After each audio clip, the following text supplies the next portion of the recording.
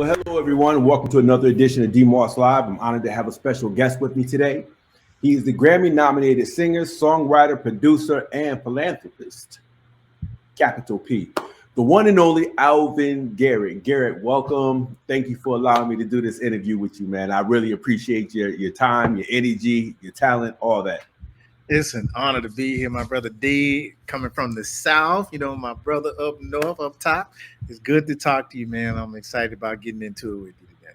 All right, that's what's up. You said coming from the South. I think you were Alabama boy. I am born and raised in Tuscaloosa, Alabama. Roll Tide. We always say that. All right. Roll Tide. But been in Birmingham since high school graduation. Graduated from college in Birmingham, made that home, raising family there. So I'm a Birmingham boy, but I've traveled a lot of places, and I love coming up north to see my people. My production team lives in Boston, and so most of all of the music people will hear in my catalog has come from that area. And I just met some guys when I was traveling, and we just became brothers from another mother. Man, we've been making music for almost 2 decades now. That's what's up. That's beautiful. My pops is from Tuskegee, Alabama. So I ain't an Alabama boy, but every summer we spend 2 months down there. So I'm just like, listen. But it's in you. It's I'm just gonna say, man, going out into the field. We was out in the country, like chopping the watermelons and bringing up into the house, the whole nine. I'm just saying. I just had to add that piece before we got rolling. Absolutely. Well, yeah. If your pops is from Tuskegee, that's definitely in the heart of Alabama. So there we go. All right. So the first thing I want to ask you, let's talk about this new single, You Give Me Life. It's been described as a deeply personal and uplifting song. What inspired you to write this track, and what message do you hope listeners take away from it? Well, first, all of the music I write goes back to my roots as being a preacher's kid, right? The way I see love and the way I see relationships was really imprinted upon me by watching my parents, man. I'm just one of those young men that can say I saw Black love in the home, working class upbringing. My dad was not only a preacher, but a coal miner. My mom was not only a stay-at-home mom, but an aspiring business owner, got her real estate brokerage later on in life after raising kids. But I just saw them loving on each other. But a specific thing happened to me when I was 8. My dad actually had a life-threatening car accident when I was 8 years old. And we weren't sure he was going to make it, but my mom was right there. And from hearing the stories, she prayed him back to life. He actually died on the table.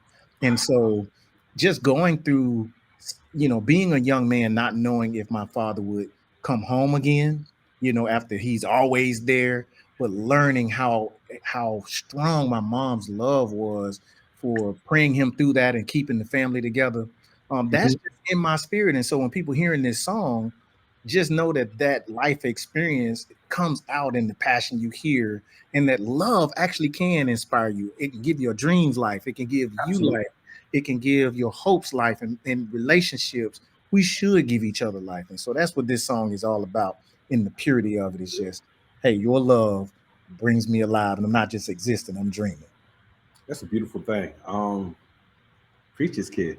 I'm also a preacher's kid. Okay. I feel you. I look at love. I swear, it's like love is an amazingly powerful thing. It's like probably one of the most undervalued values that we have in America. In terms of the power of love, you say you pray them back to life. Woo. Okay.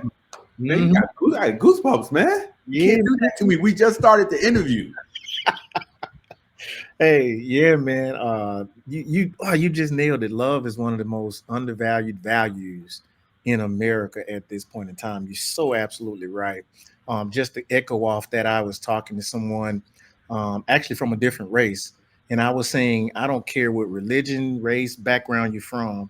If love is not at the core of your value system, then we're not going to see eye to eye. Even if we claim the same faith, if love is not at the core of how you treat people, how you see the world, then we're not going to see eye to eye. I leave love at the core of everything I believe in. And so I just want to throw that in based on what you said there. Nah, listen, man, given the music you make, you have to throw that in. You got to throw that in. So we need that. Yeah. That just threw me off. Okay, here we go. Hey, you're a preacher's kid. You got to be able to flow I it. know, but listen, man, I've been in church and folks will say something. I'm just like, what? So, all right, because my second part of the question was going to be, can you share a personal experience or story that connects you to the song? But you already did that. Yeah, yeah. You know, when you talk about, you know, the power of faith, healing, and how combined with that element of love, it's something different. Now? Let me ask you this: how do you take all that and put it into music? Given the way industry standards are applied, even if you're independent, a lot of folks feel like there's a formula. But listening to your music all morning, you stepped outside that formula to the point where there's no real box. So if you talk about that new single and even some of your older songs, it's kind of like, tell me about your process, man. I want to get into the history, but I'm intrigued by your style of music, your delivery, the content, and then the thought process and the feelings behind it. So help me out with that. Man, it's I appreciate you asking that question when you talk about the formula. As a young writer, I am a Grammy-nominated songwriter. I've won awards writing for other people, and it's important to understand what you mean, the formula. What is trending at radio? What's trending? What's similar to what other people doing? Because that's how the industry works. If you want to write for other people, even if you yourself want to get into the wave and get on radio. You know what I mean? So that formula is real, and all great writers pay attention to it because you have to do that in order to be, reasonably successful, right? But then as an artist, right, there's something different when it comes to your artistry. You right? If you try to fit your artistry into a formula, it's no longer art. And so one of the things throughout my career that I fought for is to be in a business position to where I could be an artist, where I could create what my soul feels, what my mind hears, and what I want to express through my music and still be able to pay bills, right? And so that I can say, I'm going to stand behind my sound, my process, use all of the talents that I've learned being a writer and a producer and all of that, but to create an Alvin Garrett sound that whether it sells or not, I'm proud of it. And most great art is done that way. You don't go back and say, well, Prince sounds like this, or Michael Jackson sounds like Michael Jackson. He sounds like Prince. Marvin Gaye sounds like Marvin Gaye because why? They were artists. And so I think in modern day music, it's harder to find true artistry because most people are replicating a formula trying to get in the mix. So I actually appreciate you saying, hey, I appreciate your sound, your music, and it's not like what everybody else is doing. So as an artist, that's one of the greatest compliments I can receive. Okay. I love your music. It's like when I can close my eyes and just vibe, and it's that type of music. It doesn't matter what I'm going through. We all have to self-medicate some way. Some people use drugs, some use alcohol, some hide behind the Bible, and some of them turn on the music, close their eyes, and they just go wherever the vibe takes you. That's right. So I listened to your music when TNG told me about it the other day. I'm like, okay, I'm digging this. But then I really got to listen to the music. So it's a healing type of vibe. So before I get into the inspirational soul, I got to talk about your career a little bit. Yeah. So your career musical journey, your journey in music spans over 2 decades. You worked both as an artist, as you implied, songwriter. Looking back, what was the defining moment when you knew music was your calling? Honestly, man, at 11 years old, when I received my first bass guitar for a birthday, and my dad, he saw my fascination with the musicians at the church. I would just sit there as a little kid, looking at the bass player slapping on it, and he bought me my first bass guitar. Keep in mind, I don't come from a musical family. My dad's not musical. I don't know. I didn't see it growing up that like this is a family thing handed down. But he prayed for me. He said, "Son, if you want to learn how to play, give me your hands." Then he prayed a prayer and he said, "Lord, anoint his hands to play to your glory." I'll never forget that. And from that point forward, I knew it's like I couldn't put the bass guitar down. Wow. I toured around the world with that bass guitar, and that was always the foundation of me saying, no matter what I do, I want to go to college, I want to learn business, but I don't want to ever get away from music. And so that prayer and that a father and a parent saying, "Hey, we're going to give you the tools you need to explore your dreams." That was the defining moment for me. Is that I actually pursue my dream. Wow, that's powerful. Okay. Can he touch my hands? Because my best friend, James Richard Bird, he's a keyboardist, and I used to watch him and we had a piano in the house. Me and my brothers, we just made noise. So I'm just like, can somebody, I'm gonna hook you up with him, see if he can sell that prayer to you. touch my throat just a little bit so I can hold a note for longer than 20 seconds.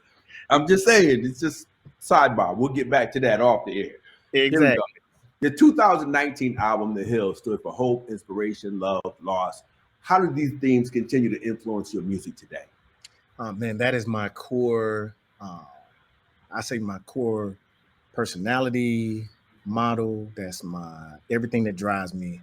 Is my hope that inspires me to pursue what I love at the risk of loss. Heal. If I don't wake up every day knowing what I'm hoping to do, dreaming to do, and get inspired enough to do something about it because I love it, knowing that there's a chance I might fail, then what am I doing? If I'm not on the heel of life, what am I actually doing? And so that's basically an acronym defining my personal faith is that if I dream of something, it's not good enough just to say, "Oh, man, I want to do this." Like I say, my dad could have prayed all he wanted. I had to pick that thing up and practice every day. So it's the effort and the hard work that you put in to basically reach your goals. And it is an uphill climb, right? But it's worth it at all times. And so that's my record label, that's my entertainment company, that's my personal motto. It's woven into my songs. I'm always wanting to inspire some type of hope, be it my gospel music, be it my inspiration music, be it my love songs. I want people to listen to this. Man, I would love to have a relationship like that. Or I want a man talk to me like that. Or I want my woman to make me feel like that. That's woven into my decisions when I'm writing my lyrics is how can this uplift somebody, touch somebody? And so the heel is Alvin Garrett, man. Right. It sounds like you're in love with the possibility of love. Absolutely. And I should say the possibility and existence of love. And it kind of carries you through. So it's like from Expose Yourself to The Lightness of Love and Songs for the Yard, your projects all seem to carry those messages of healing and empowerment. How do you decide which stories you're going to tell through your music? I'm glad you asked that. Throughout my career as an artist, writing for myself, it has been a journey. And it does depend on what space I'm in at the time. That first album in 2012, Expose Yourself, honestly, I had written a bunch of demos for a lot of other people that had been rejected and people that really support me say, "Hey, do your own music. Like, why don't you put it out?" And so that album is actually a combination of a bunch of demos. So when I listen back to it, I'm like, I can hear where I was in life. That was great music, but I put it together out of desperation, right? Right. And then as I grew in this hill, I was also feeling desperate to follow behind my big song By Myself that really helped define my sound. I released that in 2015, this song called By Myself. It hit so hard, it inspired so many people. And I said, well, this is my lane. And then when I went to my next album, I was trying to capitalize on it. But that was the point after 2019 that I sort of hit a wall. Okay. Where I'll say I hit musical depression, where no matter how hard I tried, no matter what I did, I felt like, hey, you start feeling like you're not going to make it, and everybody that's successful hits that wall. But that was my moment. And then the pandemic came and I had nothing but myself in my studio. And I said, well, I got to make music I love. And that's when I feel I started listening to myself, hearing myself, and then singing for just out of pure joy of life itself. And so everything that came after that reflects a feeling that I was in, and I would stay in that moment. Even after the George Floyd incident, I did a small EP called The Awakening. That was the space I was in. You could see the cohesiveness in that project, the lightness of love. I said, hey, I'm tired of being down about this pandemic. I'm tired of being down about what happened to George Floyd. I'm tired of that feeling. Let me put something light out in the world. And when you listen to the lightness of love, you feel that lightness even in the production, even in the lyrics. It's thematic. I'm intentional about it. And like even fast forwarding to my project, Safety, SFTY, that project came from just experiencing human stories through the work I've done in prison reentry and workforce development, just helping and serving people, and just seeing what they're going through and Mhm. translating their stories. That also taught me a lot about my own self. And right. And so that uh, choosing a theme also, I honestly feel like the theme chooses me. Got you. I just have to listen and embrace it and stand behind it and say, well, how can I weave every musical choice, every lyrical choice into this storyline that has overtaken my spirit at the time? Right. Do you ever feel like something's whispering in your ear as you're writing? You create new songs and you're killing yourself to keep up with the words, and you're telling somebody to slow down, but ain't nobody there but you. You ever been in that zone? Bro, absolutely. Absolutely. I call them downloads. It's like, Right, right, right. it's like you get it. Man, absolutely, bro. You just reminded me of actually an experience on a song I wrote called Hopefully Heaven. And man, that one hit me so hard. It's featured on my most recent project, Safety. Man, it hit me so hard. I actually grabbed a pen and paper and I was crying while I was writing it. And I just couldn't stop scribbling because of how powerful the song was Right. as it came to me. And I typically may type things out, but man, I grabbed a good old fashioned pen. It's the only way to keep up. I write poetry, so I'm just, oh, oh my goodness, you know. And Yep, man. I was like, ooh, I'm feeling this one. I was like, I couldn't stop to go get the computer. I'm writing. And yeah, so that song is scribbled on a pad, and I hadn't done that. I mean, in forever, you know. So right. yeah. All right. Now you talked about some of the work you do. As we talk about, let's get into the philanthropy and the RightLife program. Beyond music, you launched the RightLife program using songwriting as therapy for formerly incarcerated individuals. Mm-hmm. Tell me about that initiative and what impact it has had. Well, man, it started with just my songwriting style, working with artists, and trying to help them see who they are, right? Mm-hmm. Before we just get in and start making music, you know, it's like, hey, give me a sexy song. Well, what if this person doesn't feel sexy? What if this person is insecure? How can I make a song for somebody with just words and it doesn't connect to who they are? And so I've developed a production style to get artists to connect with the song. But I developed this same process to utilize for group therapy, behavioral health, Wow. and then partnering with the Dannon Project, which is one of the nation's leading prison reentry programs based right in Birmingham. The program just took on a whole new life because a lot of the participants use music as therapy, music as that outlet.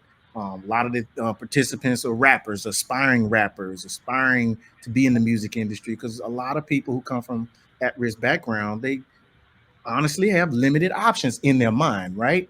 Until Right. you find places like the Dannon Project, you have limited options. The streets, number one, sports, number two, and music, number three. And most of the time, you know, you're not thinking education, which you should, but that's not always reality. It's sports, streets, and music. And so that program using music to say, let me help you in a workforce environment, not just a music environment, but in a workforce environment where we're training you to change your speaking, training you how not to go to a job interview with your pants hanging down or speaking street lingo, how to get into your change.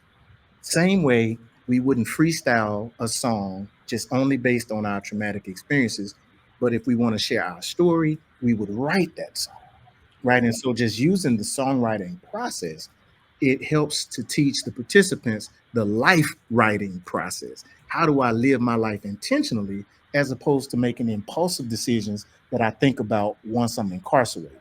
And so it's using this process with writing and music has been very successful in the context of prison reentry and workforce development.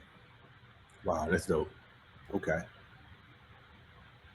What role do you think music plays in healing and rehabilitation, especially for those who have faced struggles with the justice system in terms of long-term healing? We can talk about the process when we're actually working with people. Let's talk about the long-term impact. And if you could talk about any of the folks that you worked with maybe 2, 3, 4 years ago and how it's impacted their lives. If you have any examples, that would be great too. I think just teaching people the possibilities of how to think differently, right? Because your mindset absolutely impacts how you approach life. And so many of the participants, this is just from my experience. I didn't go to college for this. It's just my experience. Okay. I've seen that if someone believes that all they can do is what they've done and experienced, then that's what they will do. I have to expose you to something and other possibilities. Like I've had people say, I can't stop smoking weed. And I say, okay, but are you a slave? What do you mean? No, I'm not a slave. I said, anytime you tell me you can't overcome something, you're a slave to that thing. So next time you tell me you can't do something, just go ahead and say, I'm a slave to that thing. And it's less palatable. It's less, nobody wants to turn around and say, yeah, man, I'm a slave to this. But Right. if I get them to see it that way, then I'm like, wait a minute, I actually can overcome this. It's going to be hard, but I can't say that I'm a slave. And so it's more about restructuring belief systems through music. Same way we say, hey, if you think you're a great rapper and all you can rap about is killing a person, killing another human being, right? And taking something from them, is that what you want to live in life? Is that what you want to experience in life? Is it just because of what you've seen? Or can you change how you experience life through changing how you think about it? Something you may have shot at somebody about in the past, maybe you can forgive them for in the future if you practice it. And music is an exercise that allows the mind to experience and embrace something that you haven't experienced in life already. And also, it creates a safe environment for collaboration. You have a lot of what they say ops, and you have people from different gangs who say, for the sake of this song, we're gonna set all of that aside Wow. and say, hey, I need you. You're a producer. I need your bars. I need your energy. This is how we live our community. So by creating that safe space, they start seeing the value in each other, and not just the star, not just the person with the talent, but the person with an idea. So Right. in my class, it's not just about your musical talent, it's about your words, right? You don't have to be a producer. You don't have to be a rapper or a singer. What do you think about this topic? Now we take those words and we give them to the rapper. So we create an interdependence on each other through the exercise, and they become friends. And they see, wait a minute, I don't have to hate you. I actually need you. And so this music program gives people an opportunity who may not have ever seen themselves not hating each other, right? Simply because they live on different sides of town. And we are a safe space at the Dannon Project where people come for the same purpose, and that's to get their lives on track. And that trustworthy relationship in the community matters. And so, I congratulate each and every nonprofit organization out here in America that is a light in their community that says, no matter what you're going through, come to us, and in our own way, we're going to get you on that right path. Wow. I think I'm going to take all my creative artist friends and tell them they need to go work with Alvin Garrett, then come back to the writing process. Yeah. Just a thought. I'm just thinking out loud. My bad. So I do that. I'm like, I know. Okay. You've coined the term inspirational soul to describe your music. How do you develop this unique sound? I think you told me about that. Tell me about the phrase inspirational soul. I do that, man. People would always listen to my songs, like I say, starting with in 2015 with the song By Myself. People would say, man, is this gospel? Is this R&B? It's always, is this gospel? Is this R&B? And I'm like, it's neither and it's both. so the idea came to me that is soul music that's meant to inspire. And so inspirational soul was what I said, hey, this is the best way to describe my music is soul music, but it has a tonality to it. It has a purpose in it that's meant to inspire you, meant to lift you. And so I hey, I might be the only person using that genre tone, but that genre label, but that's how I describe my music. be it my R&B songs, singing about love and relationships, or songs like, Time Machine and Fingerprints, Mm, where I'm in my own way paying ode to, you know, a spiritual relationship and how that impacts my life here. So it's just the best way to kind of sum up who I am and what's reflected in my music. okay. And then I got something I want to show you because I'm looking up. I'm like, let me get some info on Every Alvin now and Garrett. again, Then get I put in pull it up. situations that test your pride, that really challenge your humility. And we all go through it. But when you go through it, don't lose pride. Don't lose pride in your craft. Don't lose pride in your gift. And certainly don't lose the pride you have in your dream. Humility is the foundation, but your pride is what keeps your head up when people try to knock you down, because they will.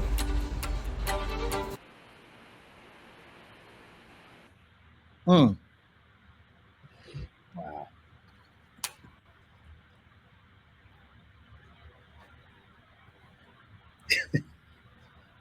I'm trying to find the words, but I can't. Mm. Bruh, I think you definitely put the inspiration and inspirational soul, both in the writing process, in the booth, in front of the camera. That's you've done a lot and you're doing a lot. Mm. So my next question would be, when all is said and done, what imprint are you trying to leave? What imprint is Alvin Garrett trying to leave on the world? I mean, we all have a short time while we're here, and we all have a purpose. When we're born, we all have a purpose. Mm-hmm. Some people don't live long enough to recognize or realize their purpose. Right. It just seems to me, and I'm just an outside observer, you found yours. What imprint? Somebody reads the story of Alvin Garrett 100 years from now. What do you want them to think about Alvin Garrett? What do you want them to say? What should a teacher or a professor teach about your work? I would love to be remembered as a person who lived their life in a way where they needed, well, lived their life in a way where it mattered to other people, in a way of lifting them, right? That you lived your life to edify not only your own life, but other people. Um, so I measure my success, to be honest, by the success of people I've touched.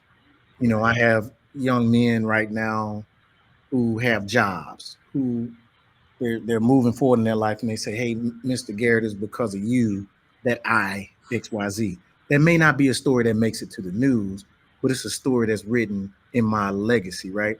Um, there are musicians that are touring now, and Mm-hmm. they're finally making it, and they're all over Instagram and they're all over the world, and they say, "Hey, big bruh, I learned this from you. I learned how to be a professional from you. I learned the value of showing up on time. I learned the value of not only playing the music, but having a good attitude, smiling all the time, just having a good presence. I learned the value of that. And that's how I got the gig over this other musician. Thank you, big bro, for teaching me that."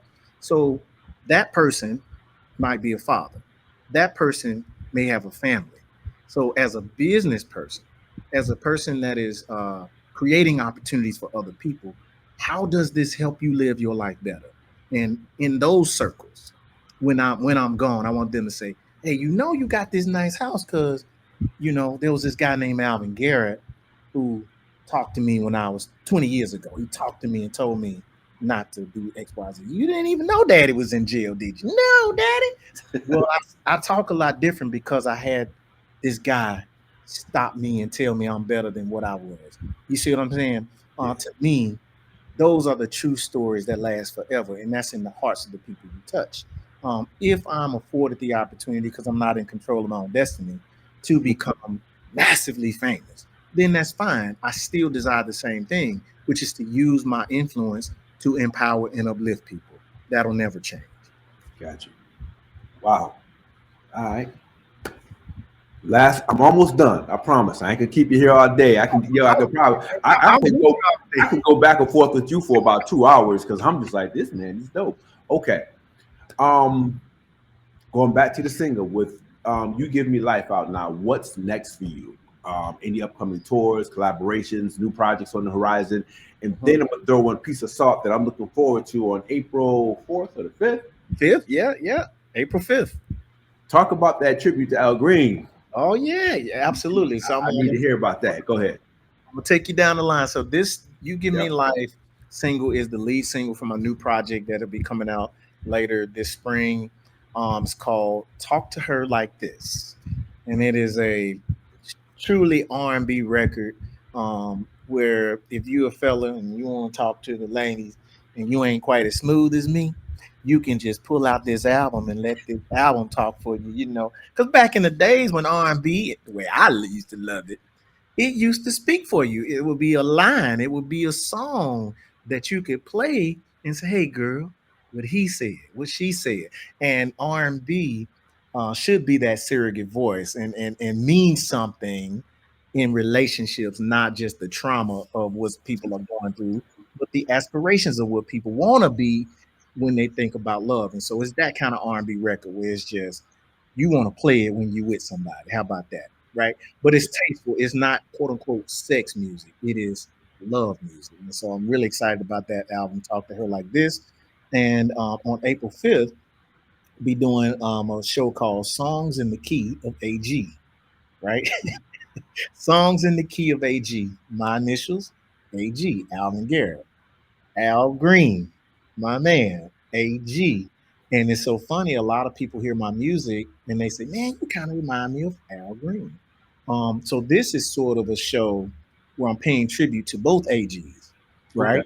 Okay.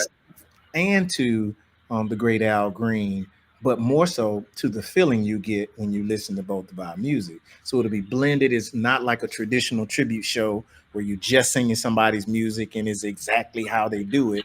It's in the spirit of what you felt listening to Let's Stay Together when you heard Everything's Gonna Be All Right. And, you know, when you hear those songs, how it makes you feel.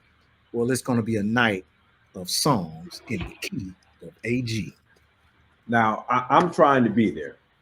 But there's one song specifically by that other AG. If you're going to sing. Which one? For the Good Times. You know I am. Come on, bro. Oh, and let me tell you, you got to show up because I do it in the style of a good old-fashioned preacher. Okay? Oh, okay. I got a special spin I put on that song that tears the house down every single time. I love that song. And I'm a storyteller. So, yeah, that's one you definitely want to be there for. Well, I plan on being there. And for the folks who are watching this, wherever you may be, he has a new single out. Give me the name of that single. I said it about 4 times. You Give Me Life. There we go. With everything that you've done, last question. What else do you hope to accomplish musically?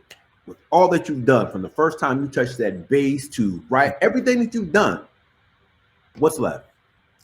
Well, at some point, I want to package it all up and do it for somebody else.